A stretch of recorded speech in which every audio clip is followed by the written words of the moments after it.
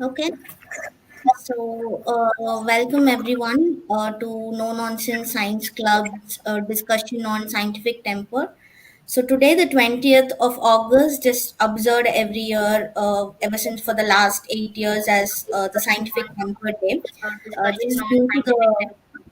So today, the 20th of August, just observed as every National Scientific Temper for the Day, last eight and years this as is to scientific temper. remember Dr. Narendra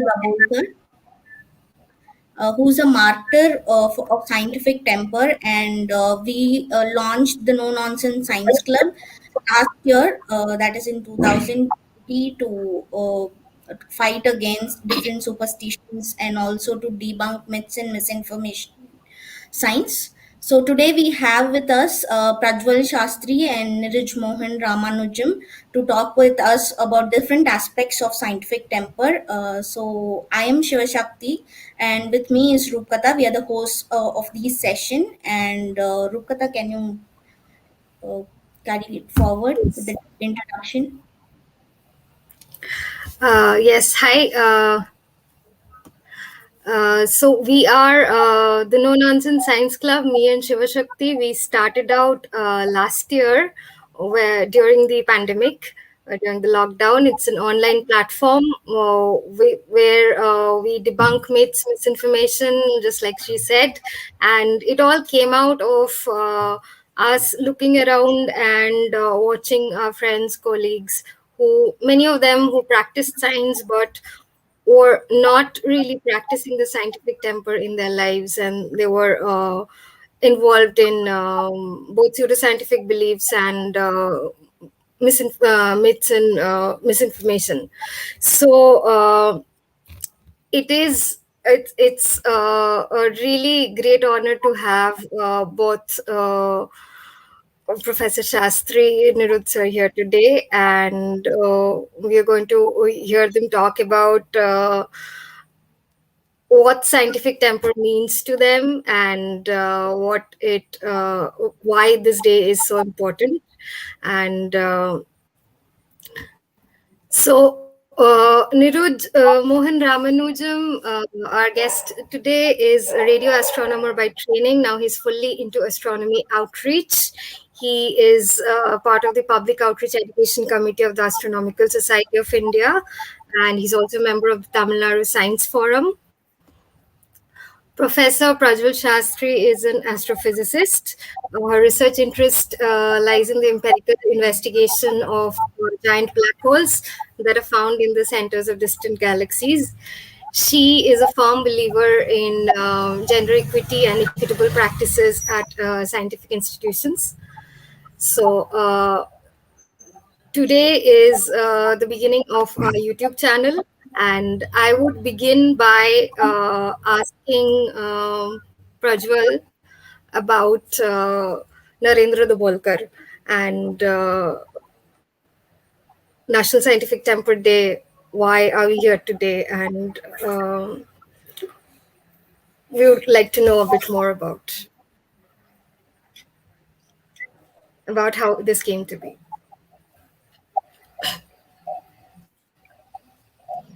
You're on mute, Prajwal. You're on mute. Unmute. Sorry. Yeah, so thank you very much Yeah. for having me here today. It's a real pleasure. It's a particular pleasure to be involved in an event which is driven by young people. It's also very heartening that you've chosen to do this and undertake this activity. So about Narendra Dabholkar, I actually did not know him personally myself, but he was extremely famous for many years because of his relentless work in the area that you've already described. He was a practicing doctor. Um, and of course, he practiced all that he preached in his medical practice as well. But at some point, he decided that he really needed to give his full attention to the awareness building of scientific temper, and so he abandoned his medical practice in a way and got into this full time. We know more about him because he collaborated with Professor Jayant Narlikar, who is, of course, a long-standing astrophysicist, but also has been an inspiration to many of us. I mean, I listened to Jayant Narlikar's talks even well before I got into astrophysics. And in fact, I'd read his science fiction stories when I was in high school. It was published in the Illustrated Weekly of India, which is a magazine that doesn't exist anymore, but very popular at the time. And yes, so he and Narendra Dabholkar together did a lot of work in awareness building, scientific temper. Quite famous was their challenge to astrologers and so forth. So it was quite a shock. Actually, Neeraj and I, as it so happened, were together organizing workshop in anticipation of a comet called IZON, which showed up in 2013. So we had organized a national campaign. We were both on its steering committee and so forth. And we were organizing one of the 3 national workshops in preparation for this campaign. And that morning, we heard the news of Narendra Dabholkar's assassination. In fact, I remember Neeraj heard it first, and he told us all about it. And it was, I mean, we were in the thick of organizing this workshop, and it was a really hard bit of news to digest immediately. Yeah, so it also, I think, it was also shocking because this was such a clear case of somebody being assassinated for the views they held. So it was disturbing at many, many levels.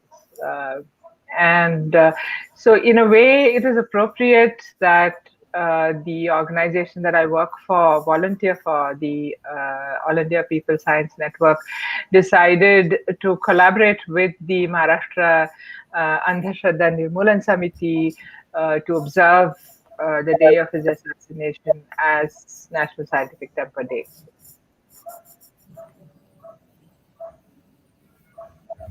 Which has happened since 2017. Yeah, thank you so much for introducing Professor Dr. Dabholkar in this detail. Thank you so much. So today is National Scientific Temper Day. So could both of you briefly tell what is the significance of National Scientific Temper Day and how you associate yourself with scientific temper, like as a kid or as you were growing up more? We can start with Nirut sir. Okay. Please just call me Neeraj. Yeah, so Prajwal said everything that is to be said about Dr. Dabholkar. One thing I want to add was, first, of course, thanks a lot for having me here. I think I got to know about the No Nonsense Science Club in this workshop we organized at IIA 2 weeks ago. And I think we immediately realized that we should all work together and do things together because we gelled on so many ideas. And just like the No Nonsense Science Club emphasizes science communication in regional languages, that's again a very, very important part of Dr. Dabholkar and Narlikar's work. Right? So Dabholkar and Narlikar wrote and talked extensively in Marathi on science, scientific temper, new research, and so on. I think that has been of crucial importance in the whole state of Maharashtra. Right. So even though if you go to some small corner of Maharashtra, small town, people know Narlikar and they know Dabholkar because they have read him or seen them in Marathi, and that I think is very important. And that's in line with what you're all trying to do as well in terms of spreading science communication in languages. So yeah, so having said that, what does scientific temper mean? So to be honest, like most scientists, I learned about this much later. Most scientists do not think that you would assume naively the scientific temper is a part of science institutions, scientific training, but it's not. And therefore, I got to know about scientific temper only in the context of volunteering for some of the organizations Prajwal mentioned, like Tamil Nadu Science Forum and so on. And for me, it was very captivating concept because it took something which which I thought was important, the scientific method, in a particular context, which is research in science, and then expand it out into the public domain, in the public realm, right? So how something like the scientific method or the concept behind the scientific method can be used in a daily life for betterment of society, for social change, for increasing democracy and so on. So to me, that was that kind of. So I was happy about it. Something I was in was actually useful, or had a relevance beyond just the science institutions I was a part of. And but then you slowly learned about how it came about. It was Nehru's concept and discovery of India, and then Pushpa Bhargava had done so much work about it, including making sure it went into the constitution, which I'm sure we'll talk about later.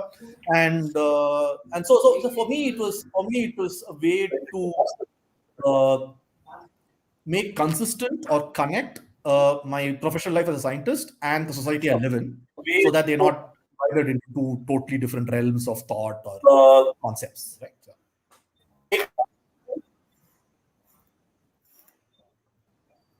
So moving on to Prajwal now. So how does scientific temper, impact you, or how do you connect with scientific temper, or how did you connect with scientific temper as a kid? You can tell a little So, bit about it. yeah, so in a way, I resonate with what Neeraj said, in the sense that I assumed I was fascinated with science at a very young age, and my parents were science buffs and all of that. So I assumed that that everyone who practices science and who's in science would also automatically be of have scientific thinking as part of their everyday thinking and part of their as a way of life. As a child, I was exposed, that was the era when Hosur Narsimaya, I don't know if you've heard of him, but he was a physicist from Bengaluru. He was an extremely well-known physicist and teacher and so on. But he was also well known for his political activity, and he eventually became vice chancellor of Bengaluru University. But during the freedom movement, he had big roles to play in the as a foot soldier in the activism that was going on there at the time. And as vice chancellor, also he took a lot of measures that were landmark. For example, he believed that the university should have not just science disciplines but arts also. He was the one who was instrumental to introduce a drama department and those sort of disciplines into the university. He also believed in what we now call a liberal arts education, and he tried very hard to get the university to timetable broad breadth requirements for all their students, so that science students had to take some humanities courses and humanities students had to take science courses and all of this. And he got pretty far. He got as far as the university agreeing to timetable. This is remember when he was vice chancellor, but then there was some slip between the cup and the lip or something, and it didn't happen in the end. And this was also an era where there was a big push by a whole bunch of thinkers in Karnataka against the Baba phenomenon and all this supernatural powers kind of stuff and all that. So there was a group that was trying to debunk these things and do a lot of work in that area. And so Etchen and all this kind of work was very famous even in the town that I grew up in, which was in Mangalore, which is a different city. And I remember there was a guy called Abraham Kovur, who was a Sri Lankan rationalist. So he was also part of this cohort, and he had come to my town and he had given talks on how people are sort of get conned into believing all kinds of irrational things. And I remember he demonstrating the ash. This was the big thing, like there were these godmen around and they would supposedly create ash from nowhere and give it to their devotees. So Abraham Kapoor would, as part of his talk and lecture, would demonstrate this and he would give, ash to all the audience and all that. So that was very much part of it. But then there was huge pushback, and Narasimhaya had to actually, there was some physical violence and so on. So he had to actually, he and his whole, that group of thinkers had to back off from what they were trying to do. So this was all part of my growing up. So I realized that this was a dire need, but what I was not expecting, and which I found only when I joined the science institution as a scientist, that there are many practicing scientists who do not see scientific thinking as a way of life. So that was a bit of a shock. That was much later, though. Yeah, thank you so much for that. So told about astrology and also Godmen coming forward, and then telling people about these miracle cures for different ailments, how they can be better person, suddenly rich and all that. So, and following that, these days we have astrology courses being introduced in universities. We are hearing that even now. So, in a country where scientific temper, where science is, respected in the community, or scientists are respected. So, why does this happen, and what can we do to overcome such a situation, or what? Like, for example, it was Dr. Narendra Dabolkar who came up with the Jadu Tona bill, which faced a lot of opposition initially. Right.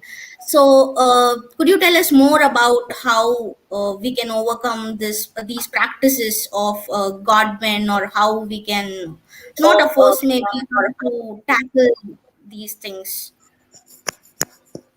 Who do you want to go first? Yeah, one of you can start. Prajwal, go ahead. Okay, so one thing is that the idea of astrology courses and all that, this is not new. It was done once before, in 2005 or something. That was the introduction of PhD programs into universities. It did receive some pushback. I certainly signed a petition against it, but by and large, there was silence from the academics, and certainly silence from the scientists. So, I wouldn't say deafening silence, but more or less silence. And for example, the Indian Science Academies did not push back. There were no big representations to the government. I signed some letter, and maybe a few hundred scientists signed it. I recall an institution where a lot of scientists signed it, and then the director of that science institution refused to sign. So then a lot of the scientists withdrew their signature because of that, because they were, afraid because their boss didn't sign. I don't know what it was. And all this. So that just didn't receive pushback. And now we have graduates from these programs who have PhDs in astrology. I think we are the only country, I know no other country in the world that legitimizes astrology in universities and in academia. So I think the main reason for a new master's program to be introduced now is because academia have been silent on this, and science academics in particular have been silent on the whole issue. They've left this slide.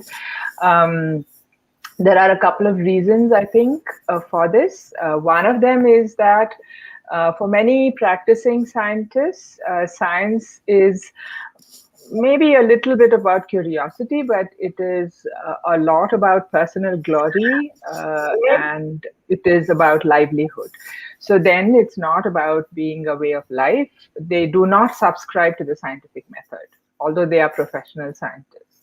So this is one problem. So then, it wouldn't bother them that there is a course in astrology or whatever. It would just not bother them.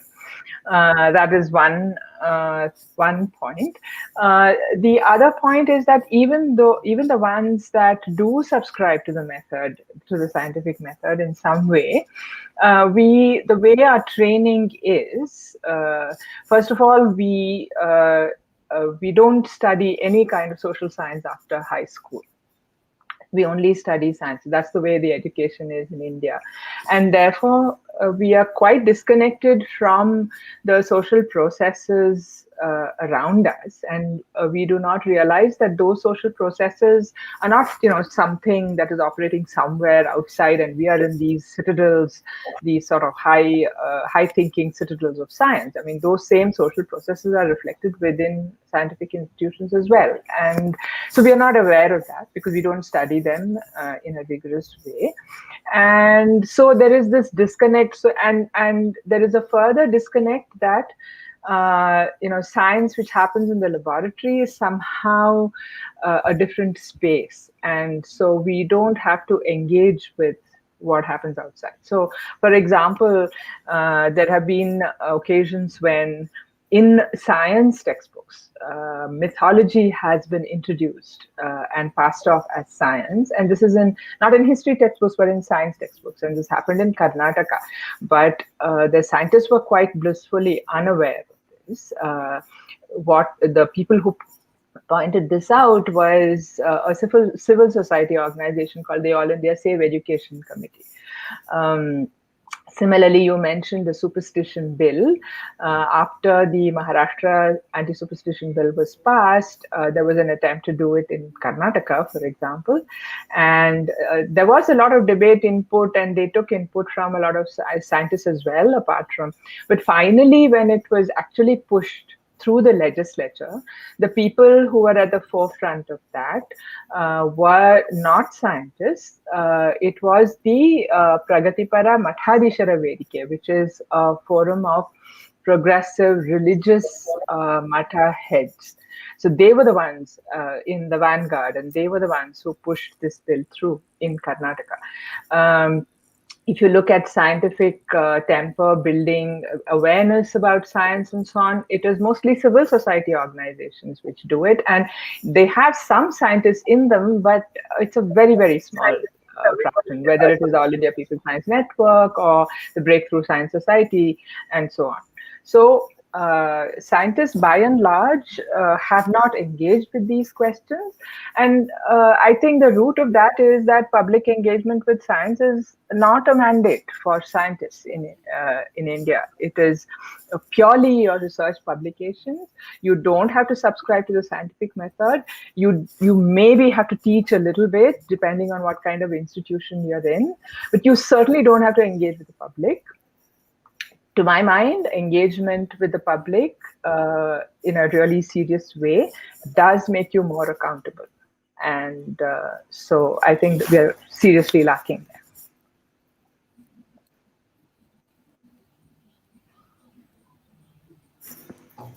there. Shall I go ahead? Yeah, sure. I've finished. So I completely agree with Prajwal, and obviously. So like she said, 2001, I think, when the astrology BSc, MSc courses were mooted by the UGC, right? And I was doing my PhD at the time, and I remember a petition going on. I signed the petition, my friend signed the petition. And I also remember that some of the faculty, maybe including Prajwal, were talking about the fact that there was some physics faculty who refused to sign the petition, right? And if you ask them why, the excuses range from, oh, no, I'm not too sure, or why do you want to go against them? It's a belief. Or it's not something I need. It's not my job to do this, and so on, right? So in some sense, especially, I mean, I don't know about other countries, but India, at least, we all are become very, very good at compartmentalizing and having some almost schizophrenic brain, right? On the one hand, we believe in Newton's laws and electromagnetism and all that till 5 o'clock, and after 5 p.m., we are perfectly happy going to a house and believing everything which goes against it, like flying vehicles and teletransportation and so on. And next morning, you're back in the lab, with the same tools of scientific method of the previous day. And we seem to be very, very good at this. I guess all humans are good at compartmentalizing, right? I think the queen, in Alice in Wonderland who said, I can think of 6 impossible things before breakfast or something. Right? So, and I think Indians probably think of 12 impossible things before breakfast. So that's there. But the other serious issue which Prajwal said is that scientists and science institutions do not see a role for them in the public domain. Right? They don't see themselves as a part of society. They see themselves as doing something, research somewhere else, which is then evaluated or accepted by other people. And any application that comes out of their research then of course reaches society, like cell phones and television. But the fact that the practice of science itself is a social process is something most scientists do not agree with, right? Or do not even see it, right? And therefore this idea of a social responsibility or ethical responsibility of scientists and science institutions is not there. It's just not felt, right? There are very, very rare exceptions. For example, again, Pushpa Bhargava, when he was the director of CCMB in Hyderabad, right? That's or Narlikar and Ayuka and so on. There are very few examples where, because of one particular person who happened to be the director, who thought this way, the institution had wanted to play a role in the public domain in terms of exposing how it does science, etc. Right? But on the whole, this has not been the case. And again, like Prajwal said, because of this, and also because if you look at what Nehru said about scientific temper, he didn't say scientific temper is how you do science in laboratories, right? His view of scientific temper was much more public, right? He said, for example, to quote him from this, he said scientific temper is not just for scientists but for life itself and the solution of many problems. Right? He saw scientific temper as a tool by society for democratizing, for improving, for promoting rationality as a way of life.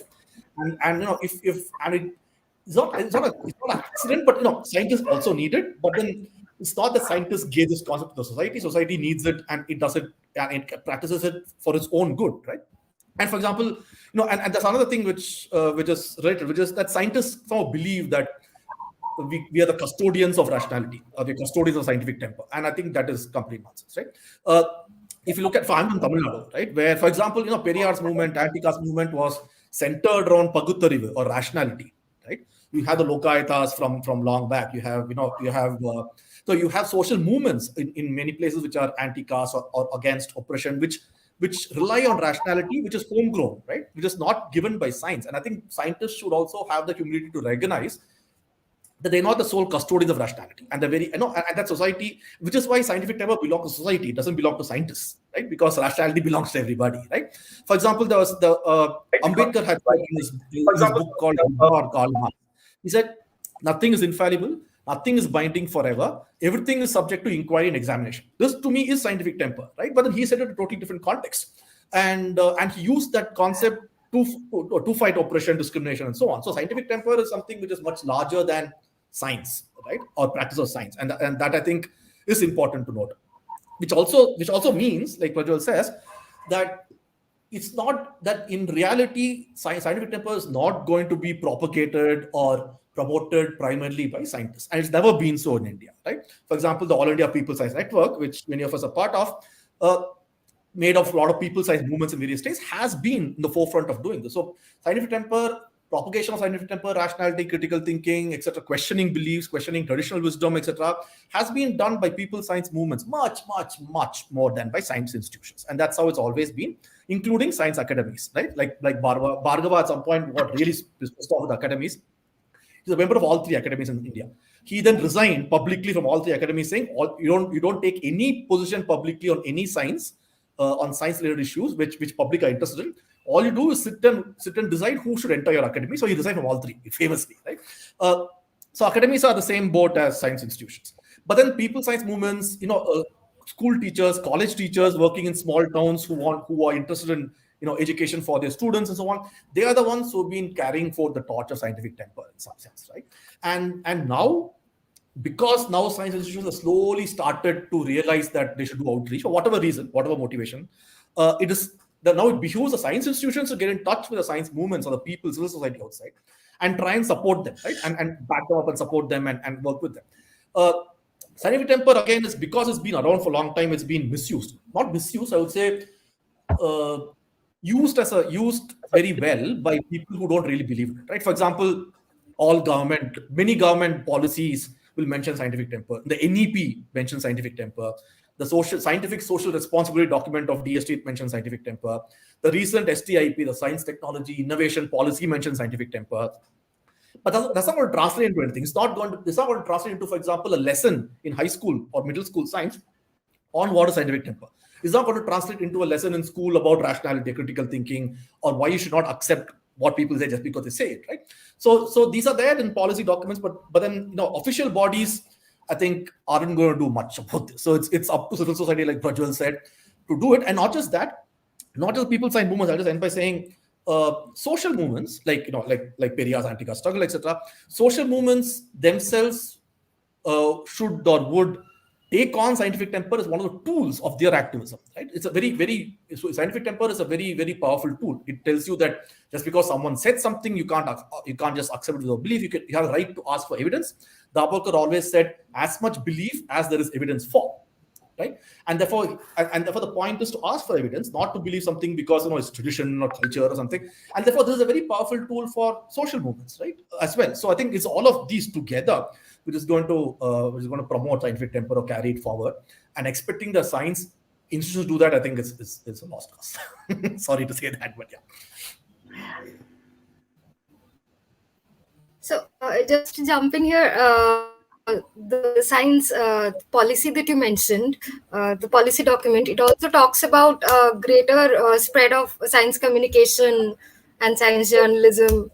So do you think these become professions, like more than right now they're considered to be kind of alternative science careers in India? But if there are more science communicators and more science journalists working and communicating science, is that going to create a different kind of an ecosystem, and is it going to somehow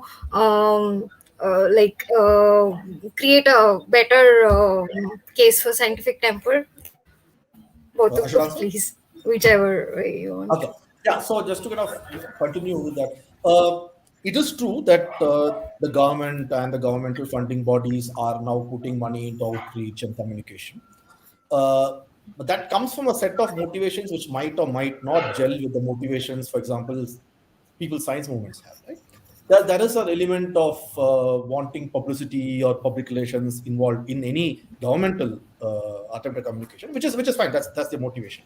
But and I think in general, the more the science communicators there are, the better, of course, right? But how they communicate and what they communicate will depend on the motivation, and therefore at some point it can be co-opted, but I do not think it can replace what happens in the public domain. That's my short answer. You want me to go? Yeah. So one small correction to what Neeraj said. I didn't say that it's up to the science movements to build. I said they are the ones who have done it so far. Oh, sure. Yeah. And I think it is a terrible thing that science institutions and the majority of practicing scientists don't do it. I think that needs to change. So that was one small correction. I fully agree with Neeraj that the getting in of the science institutions into scientific outreach and putting funding into them, and hiring full-timers like Neeraj is not necessarily the way we want it to be. In fact, my own take is that I do not think that outreach should be outsourced. As in, I think public engagement by scientists has to be the mandate of every scientist. I think there is a role for people who are full-time into science communication, especially if they come from the kind of background that Neeraj has. And I think their role is not, like Neeraj said, it's not what it should not be what is visualized to be, which is just going outwards. I think their role should also be inwards, where they hold scientists to their responsibility towards public engagement, whether they teach science they should teach scientists how to engage better with the public, because most scientists are not competent at this. They should critique how scientists do their research, and how, or if at all, they think about and deliberate upon the connection between their science and society.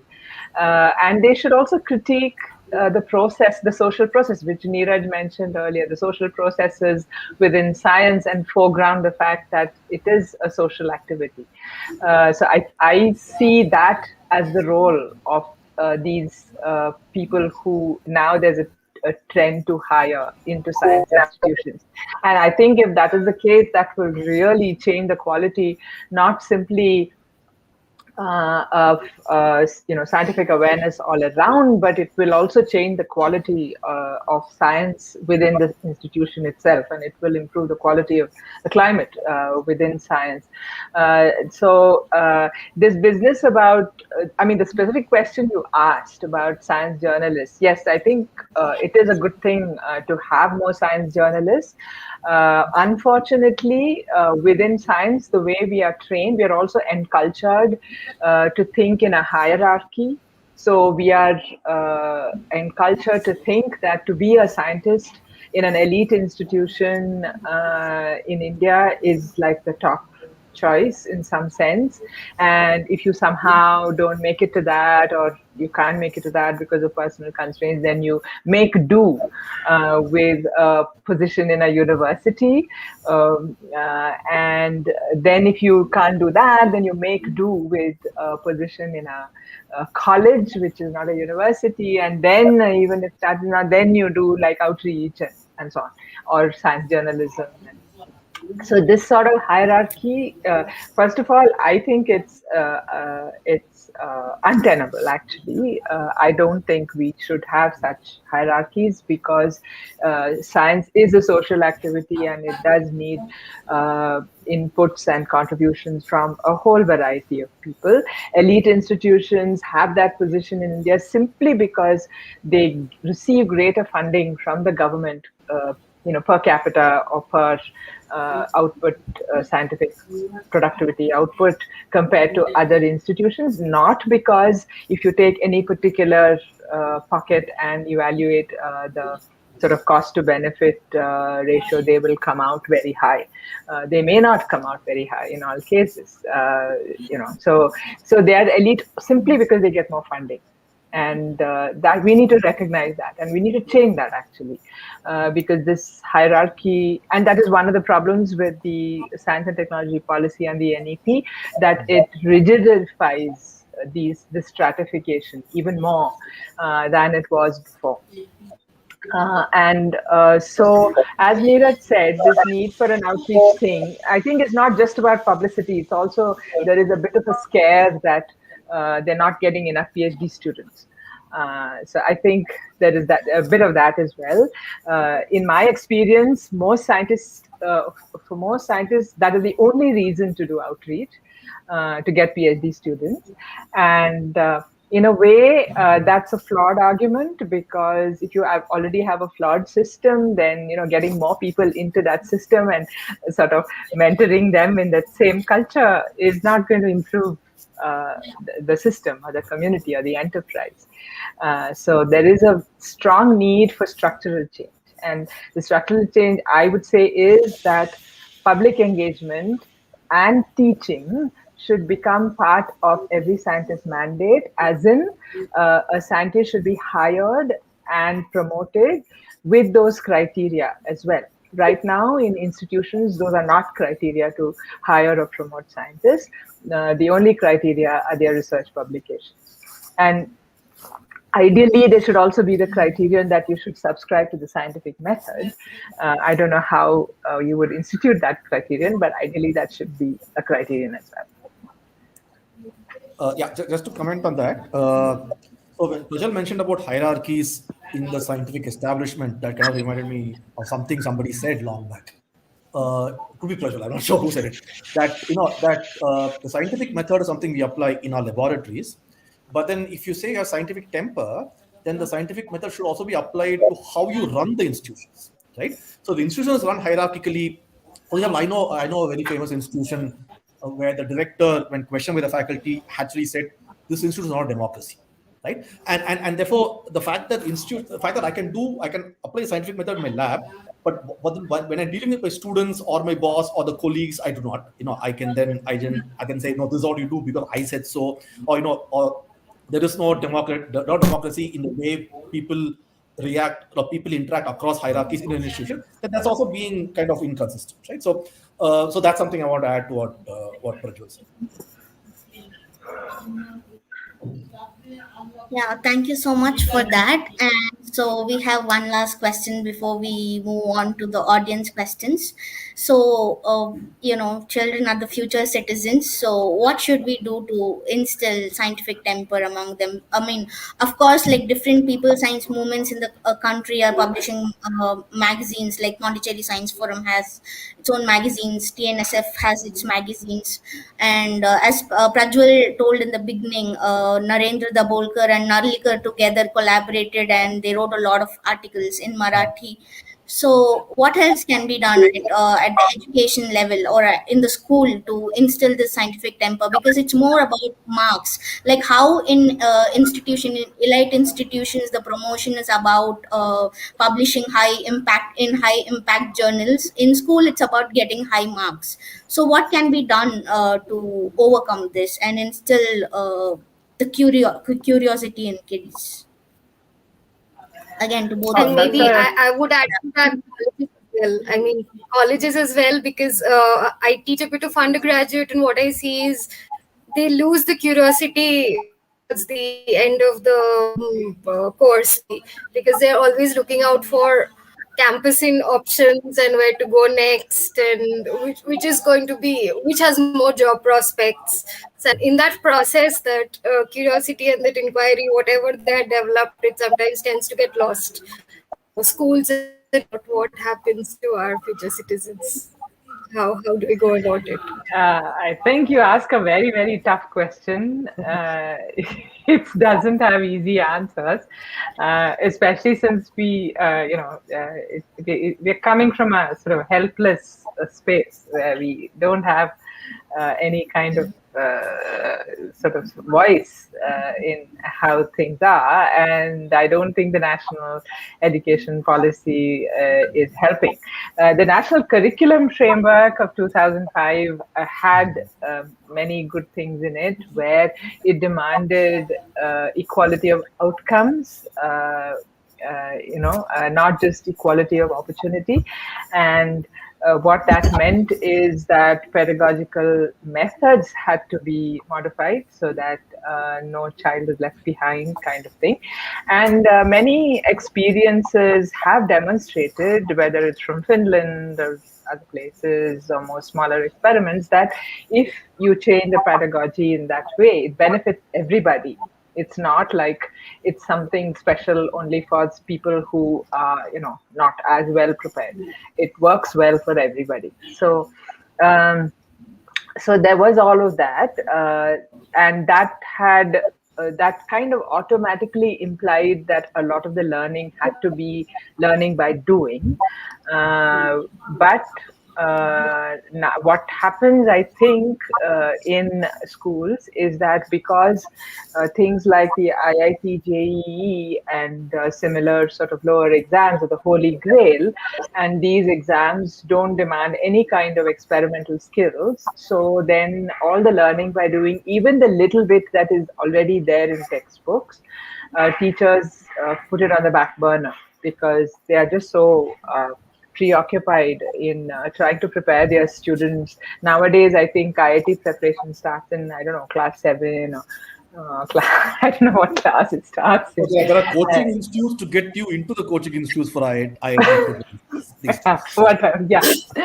So it's a very, it's getting tougher and tougher and tougher. I think, when I was growing up as a child, we had a lot of free time, where you just tinker around. I think you learn more by doing nothing, in a sense. problems, rather than sort of having to like work out problems and do homework and all that all the time. Children have less time for play. But I think the key is this learning by doing. If there is a way in which we can get children to do more of learning by doing, that will help. Another thing is, I don't know how to actually do it, but we have a huge draconian obedience culture that is there in schools. And as a result of which children just lose the habit of asking questions. As one of my fellow travelers called Abdul Rahman Pasha, who has written copiously on scientific temper, says human beings are born with scientific temper. Babies have scientific temper. They respond to evidence, and they learn. And then they go to school. Or even before they go to school, they enter into society, as in they reach the age where they are able to receive articulations from their family and their community and all that. And then all these things about caste, about this, and don't ask questions, and all those things just suppress that learning, that scientific learning that naturally happens in children. And I think there's a lot of truth to that. So if we can sort of temper this obedience culture in schools, that will also, I think, help a lot, because the children grow up just not knowing how to ask questions. Yeah. Can I? And about colleges, I wanted to say one thing about colleges. I think there is a tendency from what I hear from here and there to actually suppress sort of extracurricular activism by students, and we need to reverse that. I think activism, student government, unions, this is part of. This should be seen as part of a young person's education, and it should be encouraged. Some of the older IITs, for example, or the more older universities, they have very strong. They have student unions, they have study circles, and things like that. But I have heard that the sort of younger institutions are asking students who enroll to give undertakings that they will not engage in some sort of activity and all that. I don't think that is healthy. This idea that you come here to study, so you better study and do nothing else, I don't think that is healthy. So there is the need to encourage dissent, encourage voicing of opinions and debate and all of that at the undergraduate level, because they're adults also. Yeah, I agree. So this goes back to what I had said about compartmentalization, right? So there's a societal and institutional push for you to compartmentalize things even from school or college. Like Prajwal said, you go to college or school, you're supposed to do your work. You could ask questions when the teacher says, oh, put up your hands if you want to ask questions. But then that is one compartment, right? You're not even supposed to then apply the same methods to what's happening around you in your own college, outside the classroom, right? So that rigid compartmentalization we always ask people to do, where you say, okay, you can ask a question here, you can calculate something here, but just outside the classroom, if you see something happening which you don't agree with, you cannot question that, or you cannot even ask about it. Right? And this leads to this obedience culture which I talked about. I just want to quote the original thing about scientific temper by Nehru, which says, the refusal to accept anything without testing and trial, the capacity to change previous conclusions in the face of new evidence, the reliance on observed fact and not on preconceived theory, and the hard discipline of the mind. Now, this will appeal to. So, if a scientist reads it, it'll be like, this is what you do science, right? But then, if anybody else reads it from outside the science sphere, like social activists or community organizers, they will relate to it immediately as well, right? So this is something that's the whole point of scientific temper. It's not something only scientists can relate to. It's something society can relate to, right? And there's also why the National Scientific Temper Day, the maxima or the motto was not ask how or ask who, but ask why. The idea is that you need to do two things, right? One is you need to be able to know how to ask why, But then to do that, you need the freedom to ask why, right? And both of which are lacking, right, in our times. So you cannot have you need to know how to ask why. But then if you ask why, there should be no repercussions for having asked why, and that's equally important, right?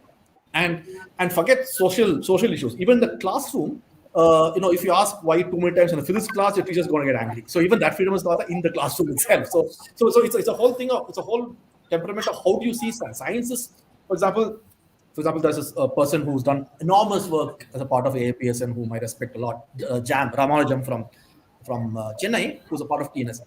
He said so one thing they did long back was he does a lot of outreach and public engagement with mathematics. That's his subject. So he and some students went and stood, I think, in the corner of I don't know, some busy intersection in Nungambakam, and they just asked everybody saying, "Hey, what is maths? What do you think is maths?" Right? So people just passing by. So they got various answers. Maths about counting, maths about this. But apparently, he said the majority answer he got, which is really really saddening, that maths is a subject taught in school. Right? And I think that's really, really heartbreaking that is how you see science and math, right? So you don't relate what you study in the classroom to anything outside. Like Prajwal said, social science is completely out of the picture, right? So for example, if you study history or geography in school, you are not allowed to draw conclusions or parallels of what's happening, which you read in the newspapers that day, right? Things like that. And therefore, I don't know. So in some sense, I don't think that the answer to promoting scientific temper is to put that in the school syllabus. I think that's a losing proposition. Because anything which goes in the syllabus is going to be lifeless, and the joy is being taken out of it. And you'll have to answer a question about what is scientific temper 100 words, right? That's not really what we want. So I think scientific temper is something which has to be part of society as a whole. For example, if I go to school and I learn something about science and even learn about scientific method, and I come back to what Ravish Kumar calls the WhatsApp university at home, right? That's not going to help, right? So if your parents or your grandparents say, oh, like COVID, right? So many theories about COVID. No, eclipse caused COVID. Or if you have lemon juice, it cures it. Or if you stand upside down, whatever, right? Now, when you come back, do you have the freedom to say, no, I learned science in school, which you sent me to because you want me to become educated. That science taught me that what you're saying is wrong. Right? Are you able to question your parents or grandparents about it? If your neighbor says, "Oh, I have an aunt who had, let's say, cancer, and then she had this herbal thing somebody gave her, and then she got cured." Right? Now you don't want to hurt her feelings and then probe deeper. But then, are you able to then at least talk to your family and say, "No, did she also have chemotherapy or radiation therapy? What is the control? Why how many people took the same medicine and got cured? How many didn't get cured?" So, are you allowed to use the lessons you learn in school in your family? Forget outside the house, even in your family, right? Are you allowed to not believe in astrology in your house? I wasn't. I had huge fights with my grandmother when I was young, right? So those things so there's no point in teaching scientific temper in school if they're not allowed to practice it at home or a society. So one has to work on it holistically in that sense, right? That's again why people say movements, social movements, etc., are very important, because it then makes sure the scientific temper or the ability and the freedom to question is pushed into every domain of life, right? And not just in one particular aspect where you get marks for it. So, yeah. Yeah, thank you for that. I think we can take audience questions, their comments. So the first one is by Gokul. I think it is mutual. Not only science students learn about humanities, but humanities students should also learn science in their curricula. The problem I feel is considering science and humanities as mutually exclusive fields. Yeah. So what's the opinion? I think I agree with that this is You're about right. people and and not about science or humanities. This is true for anyone. So anything else that you would like to add to it? Just that if in an ideal world where these subjects are taught not by rote but rigorously, it does make a difference for a student to learn whichever it is, whether it's science or humanities. I mean, it does make a difference for the student to learn any subject, including subjects outside what they think is their core interest, in a rigorous way, rather than just reading about it, outside, because there is this feeling, that's part of the whole hierarchy about science versus humanities and all that. In Indian society, we have this hierarchy that bright people go and study science and maths, and the not so bright study humanities. It's a ridiculous hierarchy, and it kind of gives too much weightage to this idea of talent and brightness and all of this, which I think are all fraught concepts. I mean, if we can get rid of that and have less of a rote-based and more of an engaged way of teaching and learning in colleges, then it does benefit somebody. Because otherwise there's this feeling that, I'll do science in college and I'll read history and all that, outside. But it's not the same thing as rigorously doing a course in a college and having that peer learning situation and that engaged situation with the experts and so on. Yeah, I agree. So a university is supposed to be a place where you learn a lot of different things, right? And we cannot stop doing that quite some time ago. It's not just enough. So one thing is to say, look, science and humanities are equally important. You should learn both. But I think another equally important point is that what you learn in humanities will inform how you look at the science you do. And same way, like the questioner said, what you learn in science should inform the way you look at history or geography or society, right?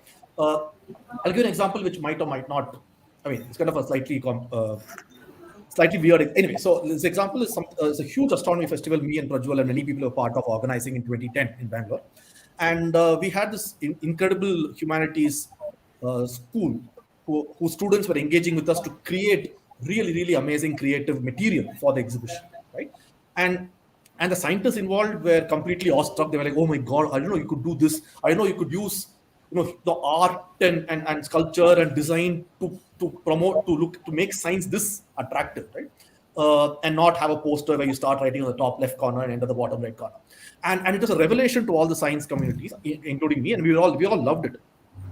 But what the questioner mentioned is that so these students and us, we had a lot of interactions, right? There was one panel discussion we organized where some of us said astrology is clearly not a science, it's pseudoscience, it doesn't have any rationality. And the same students got really angry, right? They got up and said, "No, but we are taught that all knowledge systems are the same," kind of postmodern thing, right? Everything is the same, there's no objectivity, there's no reality, one reality, therefore how can you say astrology is false? At some point, we were like, it became very awkward and uncomfortable because you're all working together for the last 2-3 months, right? And there's this fundamental disconnect because, like the questioner says, the humanities people did not have that science backing to be able to understand it. So they looked at astrology only from the humanities point of view, which is that all knowledge systems are equivalent. Everybody's belief is same as everybody else's belief. There's only belief and not objectivity, no facts, and so on. So I agree, it does go both ways. Nowadays, a lot of people do talk about science students not having enough humanities background. I think it's equally dangerous that humanities people don't have any science background. And I think both are, and I think now they have all these liberal arts, like liberal arts colleges where they do both. Like they have a common course curriculum, but that's restricted only to really, really expensive private colleges. It was time that we started looking at it for even government-run institutions in terms of a common course where people at least do some subjects in science and humanities independent of what they do after. So I think that is essential. So we'll move to the next one. So following various activities of socialists, I would say one is best suited for promoting one's own ideas and understandings rather than go around telling something else is not good, not correct. So I think that continues because that causes a lot of opposition and negative commotion in people who believe that thing to be true. Give people time to transform and digest your understanding of reality. Yeah. So that's not a question, I think. That's yeah, just I a think that's a statement. comment. So we can move to the next one. Can I just comment on that, maybe just very briefly? Yeah. So there's been lots of work done on science communication theory by people these days, right? So and a lot of rigorous theory about what kind of science communication models are effective, how do people receive it, and so on. And I think a lot of this was motivated by climate change deniers, which has become a big issue, right? So especially the US, climate change denial is a big issue, which leads people to talk about this. And the last 10 years, there's been a lot of papers published which say that assuming that what they call deficit model, assume that people just don't know enough facts, and once they know the facts, they will immediately understand. Is wrong. It doesn't work that way. So it's not just filling people with the right facts, which will then push out the wrong facts. It is that people come with their own notions and paradigms of how the world operates, and if you say something which goes against that concept, it's going to be resisted. Therefore, one needs to then build a story and replace it in such a way that they relate to it. So not just it's not enough to just tell them what the facts are. It's also needed. What's also needed is to connect the facts, is to surround the facts with the context which they can then relate to, right? And that's when they're more receptive to it. So that's a small comment to what was said. So we have another question. What are the panelists' views on Indian science, scientists, and by extension, public engagement with science, all being predominantly output-oriented phenomena rather than process-oriented ones?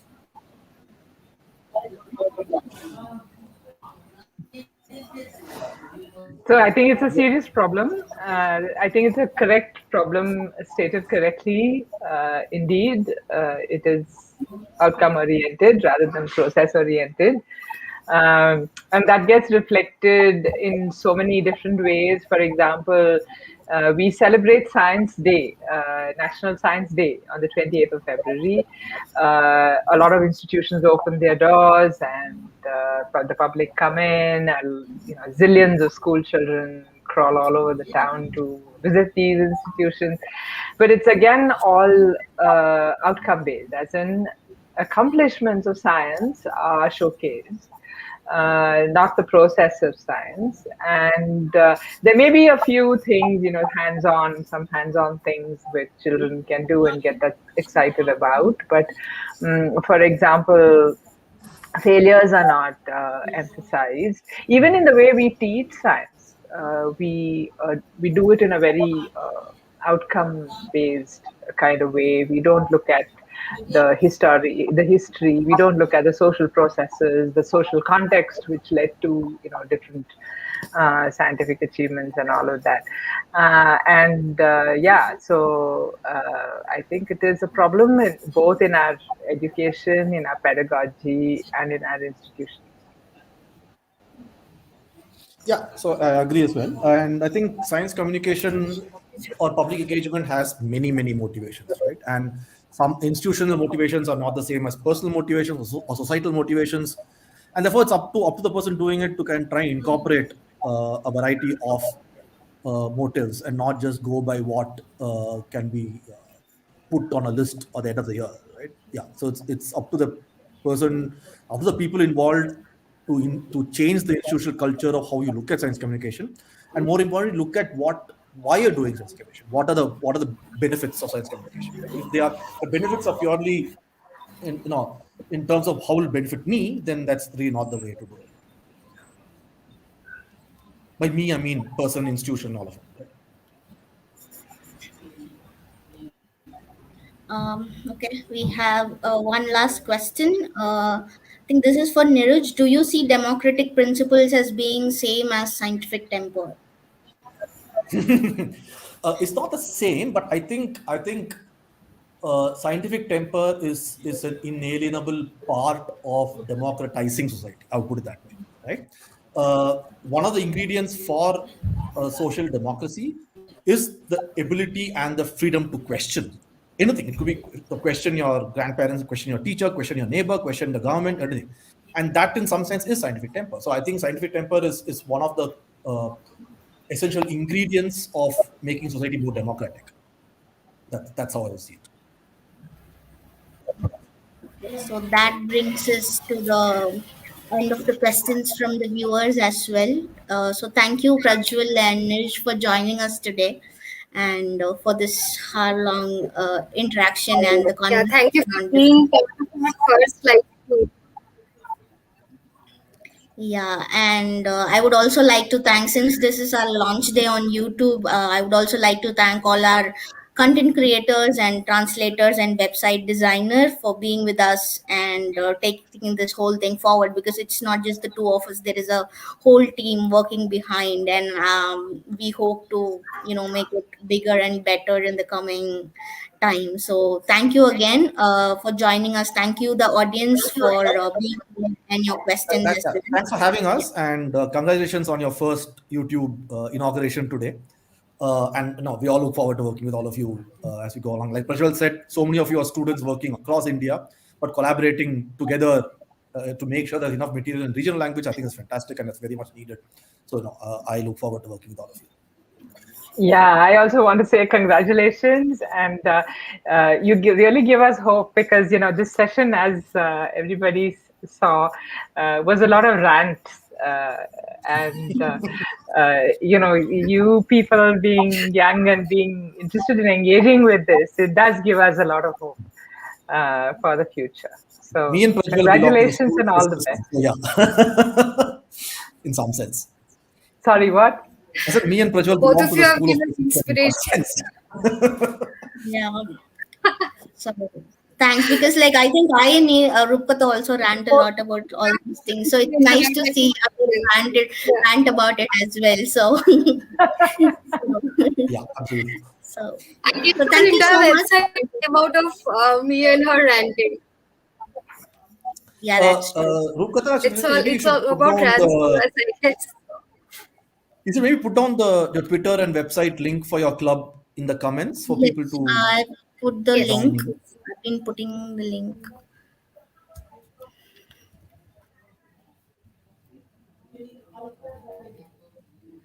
So So to here's the all those who website. have joined us today, please check out our website and reach us on Twitter, reach us on Facebook.